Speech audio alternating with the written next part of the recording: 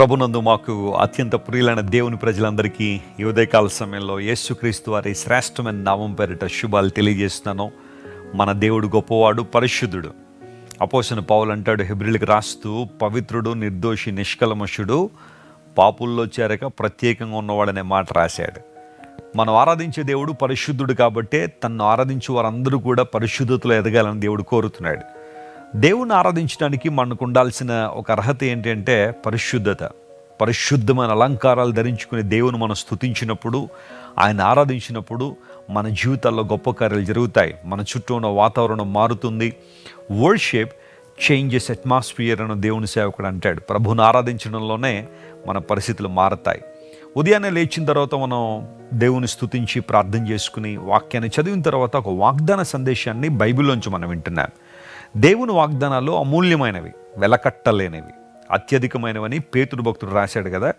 వాగ్దానాలు ధ్యానం చేయడం వలన ఖచ్చితంగా మనలో గొప్ప ధైర్యం ఉంటుంది. ఎందుకంటే ఈ వాగ్దానాలు దేవుడు ఇచ్చాడు కాబట్టి ఖచ్చితంగా మన జీవితంలో వాటిని నెరవేరుస్తారు. ఈరోజు వాగ్దానం కోసం ద్వితీయోపదేశకాండం 7వ అధ్యాయం 6వ వచనాన్ని చదువుకుందామా? Deuteronomy chapter 7 and verse 6.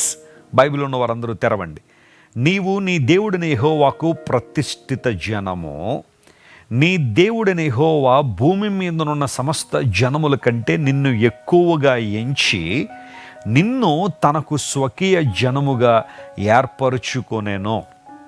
ఎంత చక్కని మాట, ఎంత ధైర్యం ఇచ్చే మాట. ప్రియులారా గమనించండి, పాత నిబంధనలో దేవుని ఫోకస్ అంతా కూడా ఇశ్రాయేలు మీద ఉంది. God's focus was on Israelites in the Old testament.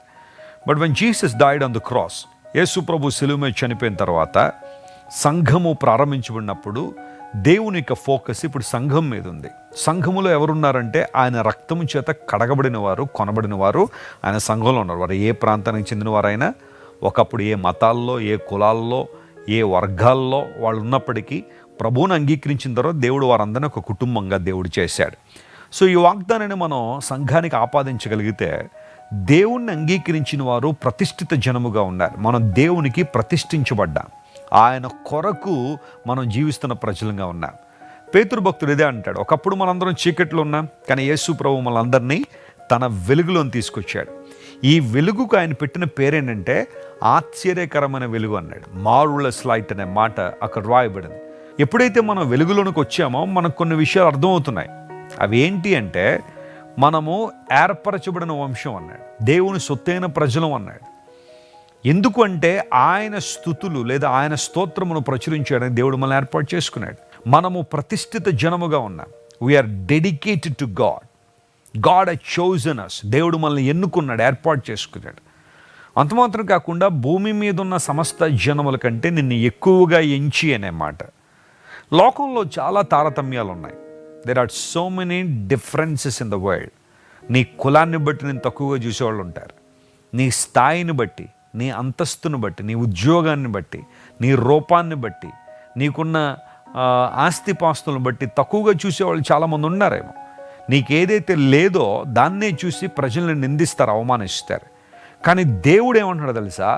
నిన్ను భూమి మీద ఉన్న సమస్త జనముల కంటే ఎక్కువగా ఎంచుతున్నానో. ఇప్పుడు ఎవరు ఎంచే విషయాన్ని నీవు పరిగణలోకి తీసుకుంటావు చెప్పు ఒకసారి. కొన్నిసార్లు లోకసమైన వ్యక్తులు నిన్ను అపహాస్యం చేస్తారని కృంగిపోతున్నావు. చాలామంది విద్యార్థులు స్కూళ్ళల్లో లేదా కాలేజెస్లో బుల్లింగ్ చేయబడుతుంటారు. బుల్లింగ్ చేస్తారు కొంతమంది. వారి రూపాన్ని బట్టి బాడీ షేమింగ్ అంటారు, లేదా వారి యొక్క స్థాయిని బట్టి హేళన చేసేవాళ్ళు కొంతమంది ఉంటారు. ఇలాంటివి ఎక్కువైపోతున్నాయి ఈ రోజుల్లో. అందరిని బట్టి డిప్రెషన్లు పెరుగుతున్నాయి ఈ రోజుల్లో. అలాంటి సిచ్యువేషన్లో కనుక నువ్వు ఉంటే, నీ ఆఫీస్లో కావచ్చు, నువ్వు పనిచేసే స్థలంలో కావచ్చు, నీ వ్యాపారంలో కావచ్చు, నీ బంధువుల మధ్య కావచ్చు, కొన్నిసార్లు అందరూ నిన్ను తక్కువగా చూస్తూ హేళన చేస్తూ నువ్వు యేసు ప్రభువుని అంగీకరించినందుకు, ప్రభువుని వెంబడిస్తున్నందుకు నిన్ను చాలా ఇబ్బంది పడుతున్నారు మానసికంగా. ఈరోజు దేవుడు నీతో మాట్లాడుతున్నాడు. ప్రభువు నిన్ను సమస్త జనముల కంటే ఎక్కువగా ఎంచాడు ఆయన. అది నువ్వు గమనించాల్సింది. అక్కడ నువ్వు ఫోకస్ పెట్టాల్సింది. ప్రభువు దృష్టిలో నువ్వు ఎంచబడిన వాడు. ఎక్కువగా దేవుడిని ఎంచాడు. నువ్వు తక్కువ వాడు కాదు, నువ్వు అంటరాని వాడు కాదు, నువ్వు అమానుష్యమైన వ్యక్తివి కాదు. ప్రభువు నేను గొప్పగా ఎంచాను అన్నప్పుడు నువ్వెందుకు కృంగిపోతావు? ఇంకెందుకు అధైర్యపడతావు? ఎందుకు బాధపడతావు? వాళ్ళో వీళ్ళో నిన్ను ఏదో అన్నారని ఎందుకు ఇబ్బందులు పాలవుతున్నావు? ప్రభువు నిన్ను ఎంచుతున్నాడు, నువ్వు గొప్పగా ఉండాలని గొప్పవాడిగా దేవుడు నిన్ను ఎంచాడు. అంత మాత్రం కాకుండా ఆయన తన స్వకీయ జనముగా ఏర్పాటు చేసుకున్నాడట. ఇంగ్లీష్లో ఏముంటుందంటే God has chosen us to be special people అనే మాట రాశాడు. ప్రత్యేకమైన జనాంగం. దేవుడు మనల్ని ప్రత్యేకపరిచాడు తన ఉద్దేశాల కోసం. అందరితో కలిసిపోయే మనస్తత్వం కాదు దేవుని బిడ్డలది. దేవుడు మనల్ని ప్రత్యేకపరిచాడని లేఖనాలు సెలవిస్తుంది. ఎందుకు ఈ ప్రత్యేకము అంటే లోకము నుండి దేవుడు వేరుపరిచి తన కొరకు జీవించినట్లుగా. అలా అని చెప్పి మనం మనుషుల్ని ద్వేషిస్తామనో లేదా వారిని రీచ్ కాకూడదని నేను చెప్పట్లేదు, కానీ ఆధ్యాత్మికంగా ప్రత్యేకమైన స్థానంలో దేవుడు నిన్ను ఉంచాడు. నీవు ప్రపంచానికి ఆశీర్వాదకరంగా నీవు ఉండాలి. నీ ద్వారా దేవుడు తన జ్ఞానాన్ని ప్రపంచానికి చాటి చెప్పాలని ఆశిస్తున్నాడు. ఆ స్పెషల్ అనే పదానికి హిబ్రూలో సెగ్యూలా అనే పదం వాడారు. దానికి అర్థం ఏంటంటే యు ఆర్ ఏ జ్యువెల్, ఒక ఆభరణం అన్నాడు. లేదా మరొక చోట ఏముంటుందంటే యు ఆర్ ఏ ట్రెజర్ అనే మాట వాడాడు. నువ్వు ఒక స్వాస్యం అట, ట్రెజర్. ఎంత చక్కని మాట ఇదంతా కూడా. ఇంకెందుకు కృంగిపోతావు? దేవుడు నిన్ను ఒక ఖరీదైన ఆభరణంగా ఆయన నేను చూస్తున్నాడు, ఒక ట్రెజర్గా దేవుడు నేను చూస్తున్నాడు. స్పెషల్ అనే మాటకు అర్థం అదే. సుమారుగా ఒక 8 సార్లు పాత నిబంధనలు ఆ మాట మనం చూస్తాం. ప్రియులారా, God made you a special people. కృంగిపోవద్దు, అధైర్యపడద్దు. దేవుణ్ణి ఆరాధించండి, ప్రభువుని స్తుతించండి. ఆయనని ఎంచుకున్న విధానం, ఎంపిక చేసిన విధానం చాలా గొప్పది కనుక ప్రభువును స్తుతిద్దాం, గణపరుద్దాం. తద్వారా దైవ ఆశీర్వాదాలు పొందుకుందాం. చిన్న ప్రార్థన చేస్తాను. ప్రేమగల తండ్రి, ఈరోజు మీరు మాతో మాట్లాడిన ప్రతి మాటను బట్టి నీకు స్తోత్రాలు. మనుష్యులను మమ్మల్ని తక్కువగా ఎంచవచ్చేమో, కానీ నీవు భూమి మీద ఉన్న సమస్త జనముల కంటే మమ్మల్ని ఎక్కువగా ఎంచినందుకు నీకు స్తోత్రాలు ప్రభువా.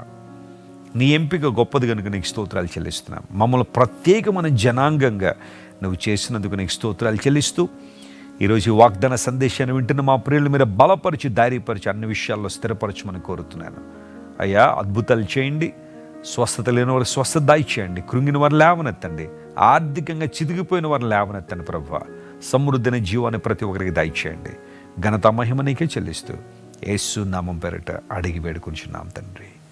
Amen, amen. God bless you dear friends. Have a wonderful day. Christ Worship Centre ఓ బలమైన సంఘ ఉద్యమం. కొన్ని సంవత్సరాల క్రితం కేవలం 2 ప్రారంభించబడిన పరిచర్య నేడు ప్రపంచవ్యాప్తంగా లక్షలాది మందిని ప్రభావితం చేయుచున్నది.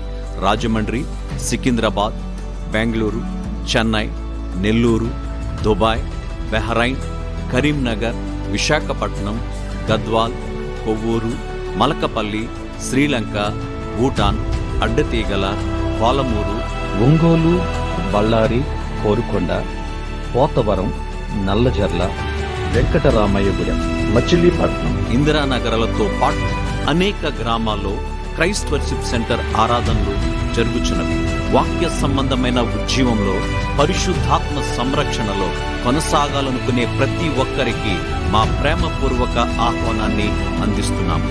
రండి, ఆత్మతో సత్యముతో ప్రభువైన యేసు క్రీస్తును ఆరాధిద్దాం. మీరు ఇంతవరకు విన్న దైవ సందేశం మరియు దేవుని సేవకులు చేసిన ప్రార్థన మీకు ఆశీర్వాదకరముగా ఉన్నదని విశ్వసించుచున్నాము. ఈ సందేశాన్ని మీ స్నేహితులకు, బంధువులకు షేర్ చేయండి. మీకు ఏదైనా ప్రార్థన అవసరత ఉన్నచో మా ఫోన్ నంబర్లకు కాల్ చేయండి. దేవుడు మిమ్మల్ని ప్రేరేపిస్తే విశ్వాసంతో సాగుచున్న ఈ పరిచర్యను ప్రోత్సహించండి. మరిన్ని వర్తమానాలు, పాటలు వినుటకు జాన్ వెస్లీ మినిస్ట్రీస్ అను మా యూట్యూబ్ ఛానల్ను సబ్స్క్రైబ్ చేసుకొనండి.